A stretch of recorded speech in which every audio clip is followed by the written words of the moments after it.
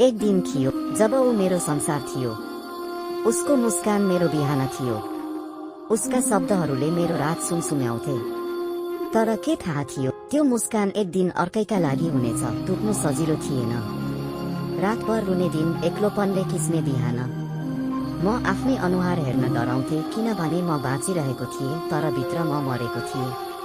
केही पल त यस्तो लाग्थ्यो म कहिल्यै उठ्न सक्दिन, म कहिल्यै फेरि माया गर्न सक्दिन। तर जीवन त्यति कमजोर छैन। एक दिन जब सबै मौन थियो, मेरो भित्रको आवाज आयो, तिमी किन रोइरहेछौ? जसले तिमीलाई छोड्यो उसले तिमीलाई परिभाषित गर्दैन। त्यो दिन मैले महसुस गरेँ म रोएको होइन, म बलियो बन्दै थिएँ। यदि तिमी अहिले टुटेको छौ भने सम्झ यो अन्त्य होइन, टुट्नु मर्नु होइन, यो त फेरि बन्ने प्रक्रिया हो। तिमीलाई माया गर्ने मान्छे आउँछ तर पहिला आफूलाई माया गर। हामीले गुमाएका कुरा सधैँ फर्कदैनन्, तर हामीले सिकेका पाठ जीवनभर साथ दिन्छ। जुन चोटले तिमीलाई रुवायो त्यही चोटले तिमीलाई उठाउँछ। त्यो अँध्यारो रात तिमीलाई उषाको महत्त्व बुझाउँछ।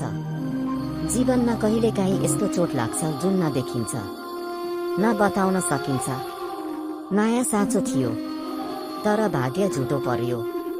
तर मित्र हो, याद राख, तिमी एक चोटका कारण टुट्न होइन उठ्न जन्मिएको हौ। आज तिमी रोएको छौ तर भोलि तिमी यही पीडालाई शक्ति बनाएर मुस्कुराउनेछौ। तिमी एक्लो छैनौ, हामी छौं। यदि तिमीले पनि दिलको घाउ लुकाएर हाँस्ने कोसिस गरिरहेकै छौ भने भिडियो हेरेपछि फ्रेन्ड्स हबलाई फलो गर्न नबिर्सिनु, किनकि यहाँ तिमीलाई बुझ्ने कोही छ।